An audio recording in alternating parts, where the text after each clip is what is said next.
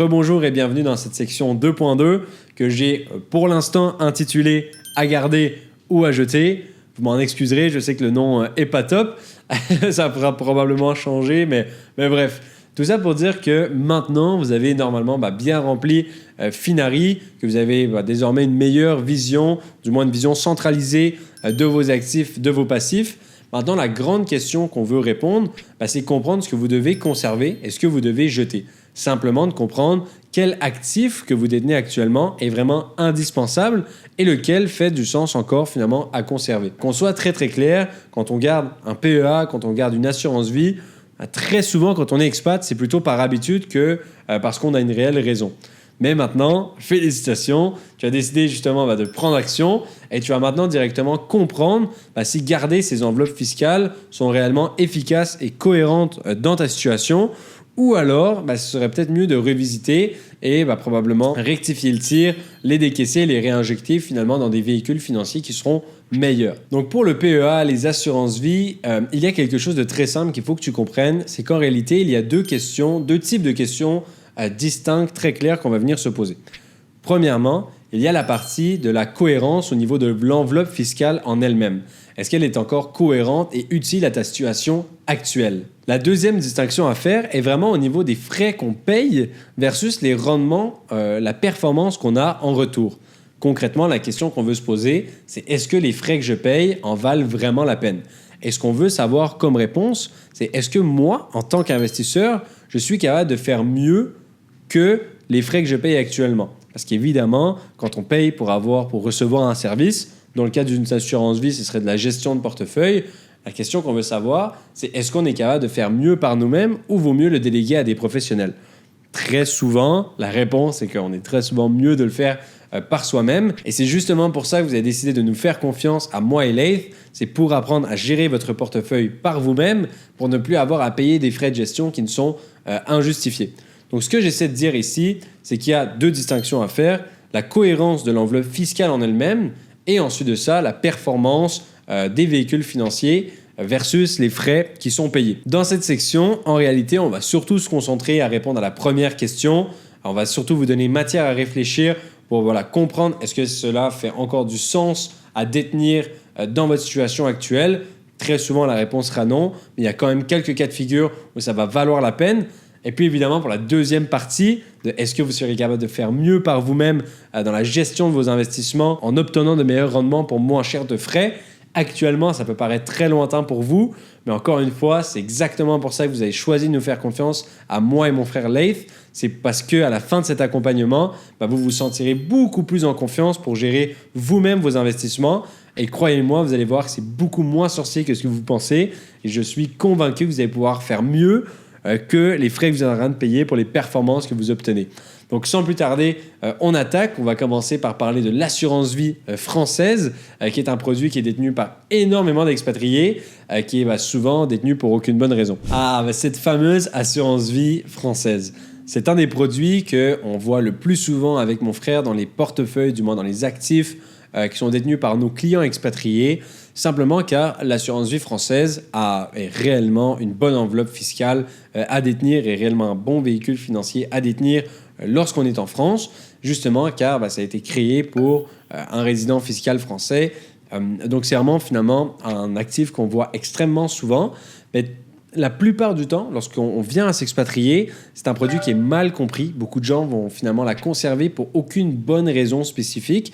Et c'est là où finalement, on se retrouve à très souvent payer des frais qui sont élevés pour pas grand-chose. On se retrouve avec des situations fiscales qui sont incertaines, tout simplement car l'assurance vie française est traitée de façon différente dans tous les pays. Le but aujourd'hui, c'est vraiment de vous donner matière à réfléchir, de vous inviter à vous poser les bonnes questions pour comprendre est-ce que ça vaut la peine de continuer à être détenu dans votre cas ou à ce moment-là, ça vaut la peine peut-être de revisiter, de réajuster et éventuellement de sortir cette assurance vie et le mettre sur des plateformes comme Interactive Broker pour vraiment en faire une gestion pilotée par vous-même. Donc pour commencer, le vrai problème, c'est qu'une assurance vie française, c'est encore une fois un produit qui a été conçu pour un résident fiscal français avec des avantages fiscaux pour les Français, une logique successorale française, Donc quand tu deviens expat, tu crées souvent un décalage énorme entre tu gardes une enveloppe fiscale qui est utile en France, mais tu vis dans un système qui est complètement différent.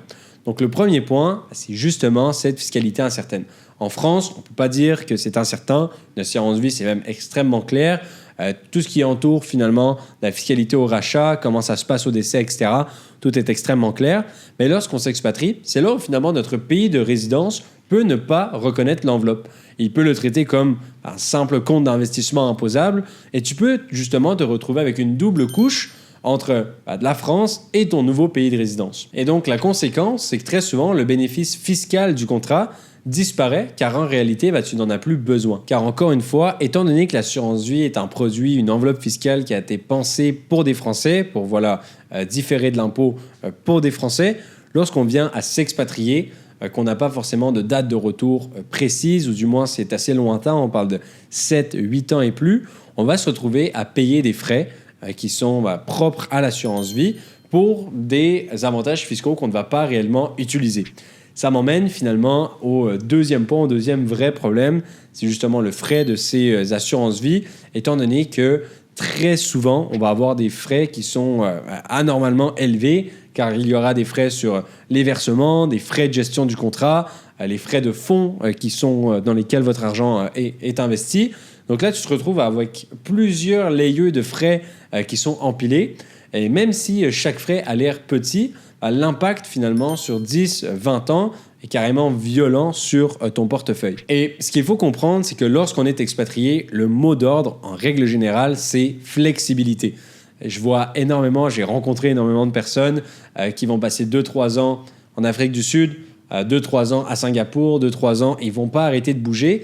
Donc ce qu'on veut finalement, c'est ne pas réapprendre les règles fiscales de comment va être jugée notre assurance vie française, garder cette flexibilité de savoir qu'on détient un véhicule financier, qu'on détient notre argent dans des enveloppes qui sont finalement qui ne font pas de sens seulement si on a une date précise de retour. Car c'est là où finalement l'assurance vie peut faire du sens. Si vous vous expatriez pour des très courtes périodes de 2-3 ans, que vous savez déjà avant même de partir votre date de retour, évidemment à ce moment-là, gardez l'assurance vie. Mais autrement, si vous partez pendant 10-15 ans, du moins vous n'avez pas une idée claire de date de retour, on ne va pas payer 0,7, 0,8% de frais en plus pour détenir une enveloppe fiscale qu'on ne va même pas utiliser pendant 10-15 ans.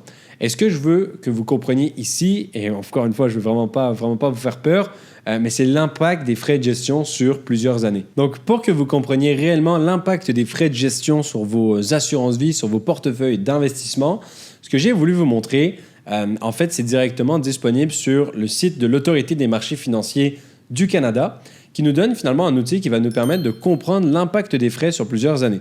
Donc, je suis parti finalement d'une hypothèse qui est assez simple, c'est-à-dire qu'actuellement, vous avez 50 000 € dans votre assurance vie.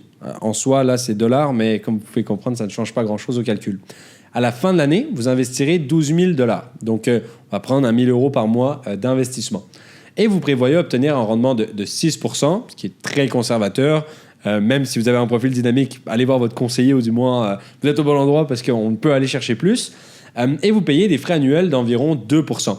J'ai été même sympathique pour l'exercice, car en réalité, la moyenne des frais de gestion dans les assurances vie en France se tourne plus autour des 2,5%. Et on va dire que vous allez conserver votre assurance vie pendant les 15 prochaines années, car un horizon de placement qui est en soi tout à fait normal. Ce qu'on peut comprendre, c'est qu'en considérant des frais de 2% annuels, au bout des 15 ans, on va se retrouver avec 326 000 $. Versus, si vous n'aviez pas payé de frais, 399 000 $. Donc, on se retrouve avec une différence de plus de 72 000 $. Et en fait, ça vient de deux choses. Premièrement, des frais que vous avez payés. Donc, on va avoir finalement payé pratiquement 50 000 $ de frais au bout des 15 ans. Mais surtout, en fait, à chaque frais que vous payez, c'est de l'argent qui travaille en moins dans votre portefeuille, dans vos intérêts composés. Et encore une fois, on revient à notre fameux Einstein qui disait que c'était la 8e merveille du monde. Ça fait une différence énorme, car finalement, on peut voir que ça a diminué les revenus de vos placements de pratiquement 20 000 $. Donc, la différence ici est de 80 000 $, pratiquement 72 000 $ pour être précis. Donc, c'est vraiment pour vous montrer finalement que si vous payez des frais et qu'il n'y en a pas une réelle utilité, car actuellement, vous n'avez pas de plan précis de retour en France, clairement, la solution est très souvent de transférer votre assurance vie française et en faire une gestion par vous-même, plutôt finalement que de payer pour des avantages fiscaux que vous allez probablement jamais utiliser, à part si vous avez une date de retour précise en France qui est par exemple de moins de 5 ans. Donc voilà, j'espère que ça a pu un petit peu vous aider à vraiment comprendre l'impact des frais de gestion sur plusieurs années, car parfois on se dit 2% c'est vraiment un petit chiffre, alors que 2% sur 15 ans, ça fait une énorme différence, comme on a pu voir, de 72 000 $. Donc j'espère que ça va pouvoir justement vous encourager à réfléchir un petit peu et vous poser les vraies questions de est-ce que les fonds, parce que 2,5% de frais annuels, on parle justement des frais de gestion des fonds sous-jacents dans lesquels vous êtes investi, le 0,8% que vous payez pour l'enveloppe fiscale, on se retrouve, vraiment, prenez le temps de bien réfléchir, car encore une fois, c'est quelque chose qui peut complètement changer votre réalité financière sur plusieurs années. Donc, un autre point que j'aimerais aborder concernant un petit peu le désavantage de conserver des assurances vie françaises, c'est le manque de contrôle réel que vous en avez.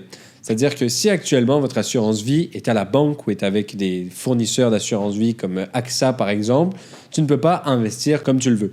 C'est-à-dire qu'il y a des gestionnaires d'actifs qui essaient de activement battre les marchés pour toi.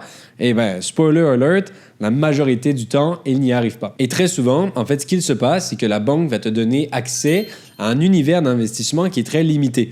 Très souvent, évidemment, la banque va te proposer seulement leurs propres produits et c'est là où tu as encore moins de chances d'avoir des rendements intéressants et que 90% du temps, tu te retrouves à payer des frais qui ne sont absolument pas justifiés. Et un autre point que j'ai rajouté, c'est le fait que vous êtes encore soumis au régime fiscal français qui, comme vous le savez, aime changer leurs règles assez souvent. Et la question, c'est est-ce que vous souhaitez encore être relié à ce système qui va continuellement changer, ou vous voulez avoir une approche plutôt d'investisseur international qui va vraiment construire sa propre retraite en prenant vraiment son propre avenir financier en main. En fait, en investissement en règle générale, c'est pareil pour les marchés boursiers, vous allez voir, c'est assez impressionnant. Ce qu'on aime, c'est de la clarté, c'est de la prédictabilité, c'est connaître un petit peu de façon sereine ce qui va se passer dans le futur.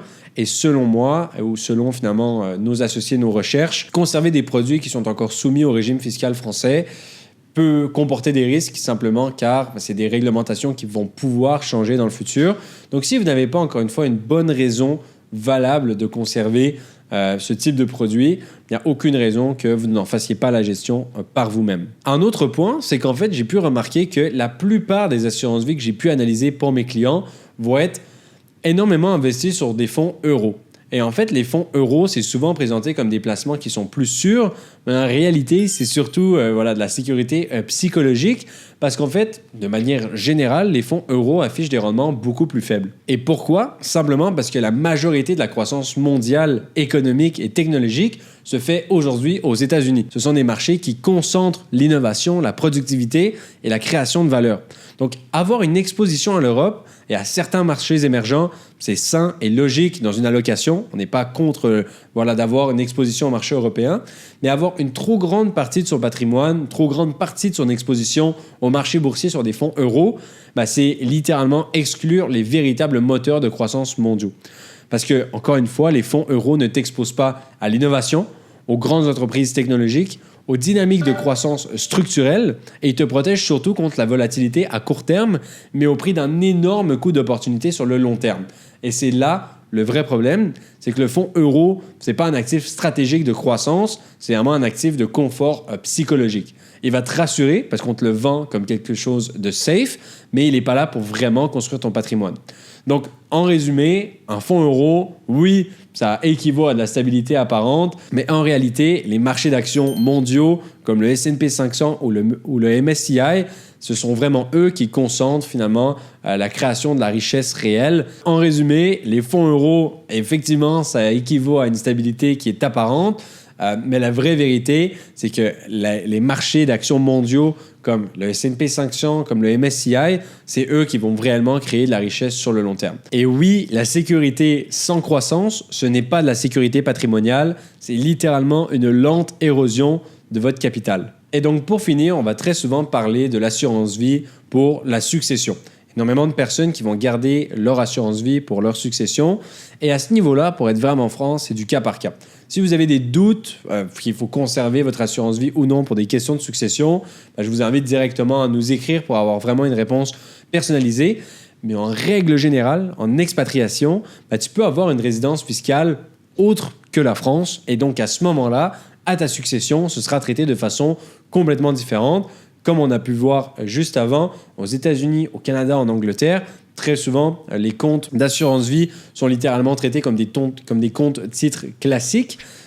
Donc, c'est vraiment du cas par cas. Donc, la logique ici est que l'assurance vie française n'est pas forcément l'outil successoral le plus cohérent quand ta vie est à l'international. Il y a littéralement des produits comme des assurances vie luxembourgeoises qui sont une copie conforme d'une assurance vie française, mais qui ont été designées justement pour des expatriés qui ont une vraie réalité internationale.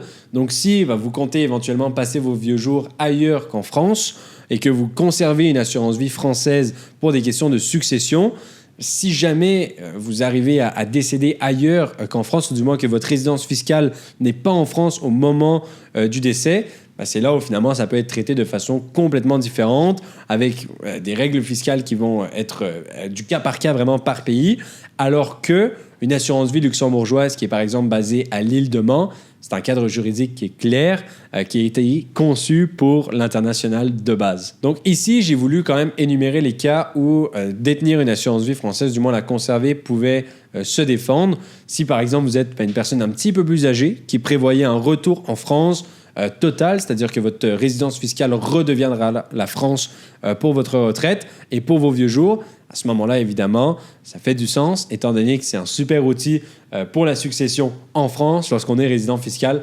français. Et maintenant, pour qui ça fait beaucoup moins de sens, c'est par exemple un expatrié de 32 ans qui ne compte pas forcément revenir en France avant un bon bout de temps, ou du moins n'a pas de date précise.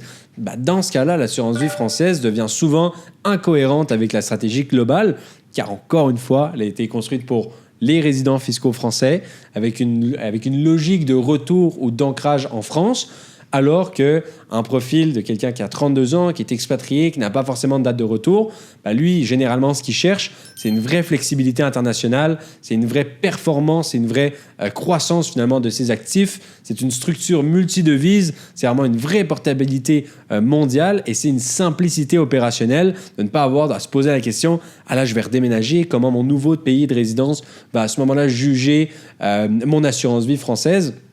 Et c'est là où très souvent, ça va devenir super rigide, chargé en frais, moins performante pour aucune bonne raison. Donc, c'est vraiment à ce moment-là où ça devient très, très peu stratégique. Donc, j'espère que pour l'assurance vie, ça a pu vraiment vous donner matière à réfléchir et que vous avez pu vous reconnaître dans ces différents cas de figure.